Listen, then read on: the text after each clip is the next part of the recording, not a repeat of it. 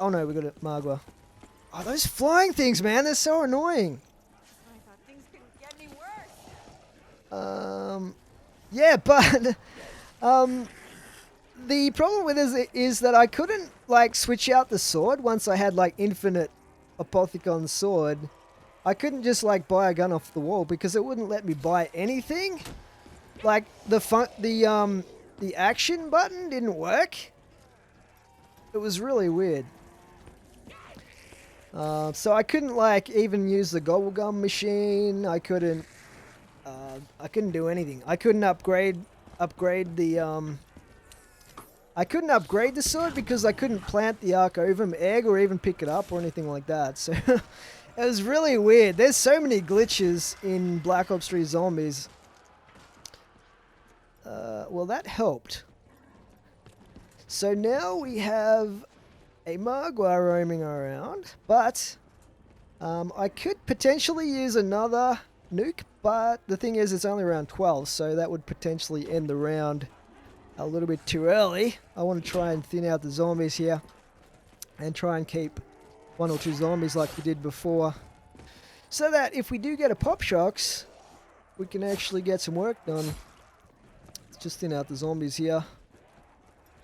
Yeah, if you're wondering why I haven't bought Widow's Wine, like, I'm sure I will get comments. Probably in one of the earlier videos once I cut this up. But I'm almost definitely going to get comments. You should have bought Widow's Wine. Well, no. No, I shouldn't. You know why? Because what happens is in the higher rounds, if you're doing knife only, the zombies will get frozen, but the knife is not a one-hit kill anymore. It ends up being like 3 hits, 4 hits, depending how high you get. And then they just block you off because the webs will freeze them and then they'll just randomly come back to life and they'll start chasing you again. And that can get you blocked off unexpectedly and stuff like that. So I found it's much cleaner and easier just to not use Widow's Wine for knife only in this map. So hopefully that explains it if any of you guys like decide to like offer me some advice in the comment section. Which usually happens. I like reading your comments, guys. Let's just go check the gobblegum. See what gobblegum we get this time. Oh, that one's done. We have to find another one. What I hate is when the gobblegum machine moves to the train station area. That's super annoying because the Magua can sometimes spawn up there and block you off. I've got enough points to open the gates at the side if I need to, though. Yeah, I read every single comment, guys. Like, when someone leaves a comment on my videos, I get a message on my phone because it's linked to my YouTube channel, and I read every single one. But some of them, if you're not on Google Plus or whatever it is, or some weird thing like that, some of them I can't respond to. And sometimes if it's just like, you know, loved your video or whatever, it's like, I really appreciate that, but it's kind of hard to come up with some sort of reply, if you know what I mean, to that sort of comment. So I really like it when there's like specific comments that you guys make. I might as well grab that. I'm not going to use the Civil Protector in this challenge. Where the heck is a gobblegum machine, man? I bet you anything that the active one is now in one of the train stations.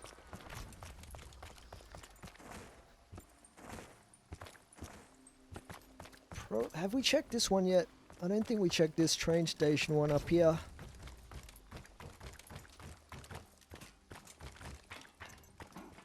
Oh, he's spawning up there. God damn it. See, this is the thing, man. I don't know. What do you guys think about bosses in zombies? Like, when was the first boss that we got? It was probably... The first one I actually remember is George Romero in Call of the Dead. And that was a good map, but the one thing I hated about it was... Oh, it's open behind me. The one thing I hated about it... We have to be quick here. Let's just... Oh, get out of the way, zombie! Oh, it's a nuke. Talk about the worst luck. Let's wait for that to disappear. Yeah, the one thing I hated about that map was George Romero. He was just too hard to kill and it took too long. Super annoying. Plus he was irritating. Let's just hit this one, it's easier. Oh, damn it. I probably want to hang on to the Dead of Winter. Dead of Nuclear Winter. Because that way we'll have to go another round. There's no two ways about it. Oh well. Yeah, I might talk a bit about my holidays. I know some of you guys might be interested in some of those travel stories. I'll just let you guys know some of the highlights from my trip, I guess. While we're killing the zombies here. Let's just try and get them in a zombie train again. Oh no, one of those parasite things spawned in. Where is it? I hate these things! Oh, I think we got it. Beautiful. Yeah, so for those of you that don't know, I went on like three weeks overseas holiday, and I've traveled a lot to every continent except for Antarctica. Let's just blow up the zombies. So we probably have about half a round left now of zombies. Anyway, so where I went this time was India for 2 weeks and Nepal, which is the northern border. Oh, we got another nuke. Tempting to hit it, but just in case we don't want to kill all the zombies in this round just yet, so I'll leave it. Yeah, so Nepal is on the northern border of India, and I did some really cool stuff. Like, the main reason that I wanted to go to India on this trip this time is because I really love going on safari into places like jungles and stuff like that, and mainly for the wildlife, like the big game and stuff like that. And when I say safari, I definitely don't mean like shooting the animals, because I'm an animal lover, always have been.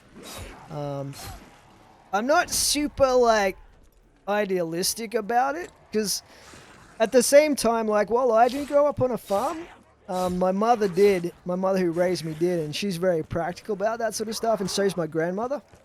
So I actually had a pet lamb when I was a child. This is another side story, but his name was Buzzy, because there are these, like, let's just get through here. There are these little prickly weed things that stick on like clothes, and like they also get stuck on sheep's wool, called buzzies. And I had to keep cleaning them out of his frigging wool because he kept like wandering off and getting these little things stuck on him. And plus there was crutching. And if you don't know what crutching is, Google it. I'm not even going to go into describing how disgusting it is, but in the end, I was only about probably 8 years old, and I gave the okay for the old chop chop. And he was more of a big sheep by that stage, but let's just say he was super delicious as well. So, as I said, I'm not really unrealistically idealistic about animals either, but when they're endangered or exotic animals, I definitely don't agree with people going and shooting them and stuff like that. But anyway, getting back to what I was talking about, one of the main reasons I wanted to go to India was because I wanted to see tigers in the wild. So last year or the year before that, I went to Africa, East Africa, a bunch of different countries, and went on safari there, and you know, saw all of the big five. They call them, like the lions and Go me, I guess. you know, the leopards and rhinos and elephants and giraffes and zebras, and they've just got some incredible animals in Africa. But India has the tigers, so that's where I went. We got another meatballs round by the looks of it. This is not a bad thing, because if we thin out the meatballs and keep a couple of the parasites, we might be able to try our luck at getting another pop shocks. Let's just kill a few more meatballs before we hit it, otherwise I'm going to be wasting the pop shocks on the meatballs and stuff. Yeah, anyway, so I went on 6 different safaris in India, and on the very first one I got really lucky because they're very hard to actually encounter. on safari. I mean, tigers are actually endangered. Lions are not technically endangered in Africa, but tigers definitely are. So they're a lot harder to spot. You have to get lucky. Anyway, on my first safari, I saw a massive male tiger just like sunbathing down in a dry riverbed, and that was awesome. Like, we were at the top of a cliff looking down on it. It was pretty awesome, and I was stoked about that. But then for like the four safaris after that, nothing, no tigers. I saw a bunch of other really awesome stuff as well, but no tigers. Let's see if we can get little Arnie's again. Okay, come on, Pop Shocks! Give me my Pop Shocks. Oh, bloody hell. I'm not feeling lucky. I wanted Pop Shocks. Oh well, maybe we'll get a nuke out of it. Get through the next round. But yeah, so 4 safaris after that first one, and no tigers. So it's like, oh, maybe that first tiger is the only one I'm ever going to see. But on the very last safari that I did in India, we got lucky. And even though it was a long distance away across a river, we actually saw 4 tigers at once. And there were four tiger cubs.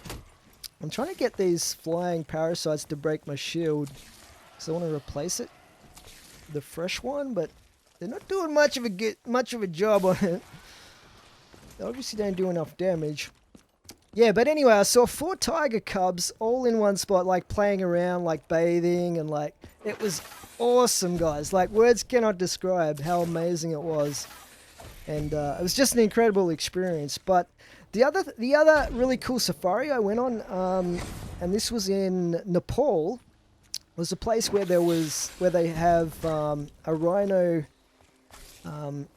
park. So it's still in the wild, but they obviously are protected in this park. And we actually all had elephants, so we were on elephant back. There was like 20 or 30 people like on elephants, like marching through the jungle and like across rivers and through rivers and stuff like that. Come here, you! I hate it when they're just out of reach like that. There we go. So yeah, it felt like I was like part of Hannibal's army marching across the, not quite the Alps, but something epic like that. It was unbelievable. An unbelievable experience. Safari on elephant back. And like, because you're on an elephant, like even Indian elephants are really huge, obviously, and you're way up high, and they actually march right up to these rhinos, which are also massive beasts. But because you're on an elephant, they almost seem like the size of a large dog, these rhinos, in comparison. And so it didn't really feel that scary, because rhinos are really dangerous creatures, as are elephants, actually. Alright, we got a random meatball. Oh no, we got 2 Margwas now. Ah, that makes things interesting. Yeah, so the elephants would just like push over small trees and just smash their way through the jungle. If you saw a rhino, it would just pretty much even better than a 4-wheel drive for like getting through the jungle and being able to check out the rhinos in close quarters. So that was amazing. Speaking of elephants, though, there was one place we went to, like a small village, and we were like looking around at like a place where they have tame elephants and they breed them, like female. So this place had all female. Oh, nice! A nuke. That's perfect. That'll take out a bunch of zombies for us.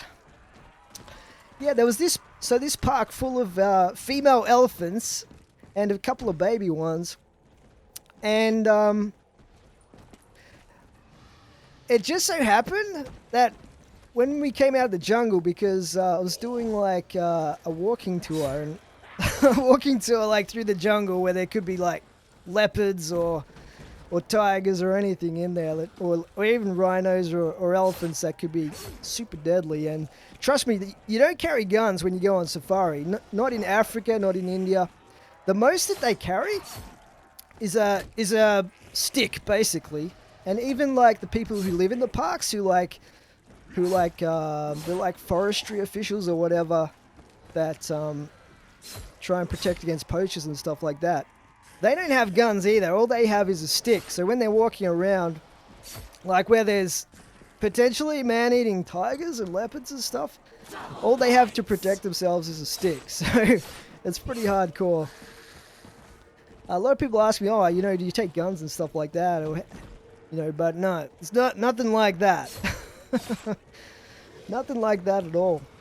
Anyway, we came out of the jungle and so we're having a look around this elephant breeding place, and there was this massive male elephant that came out of the jungle, and he was really crazy looking, and he had like this black stuff coming out of his eyes and everything like that. And the guy that we were with, he was saying that stuff is pretty much an indication that they're a rogue elephant. They're crazy with the I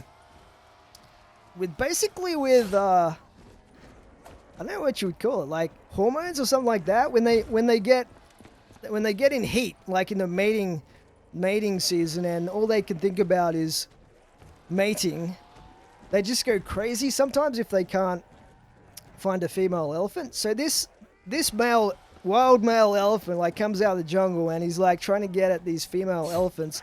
Plus there was a couple of baby male elephants in there. I think we're thinning out the zombies here. I just want to keep one or two.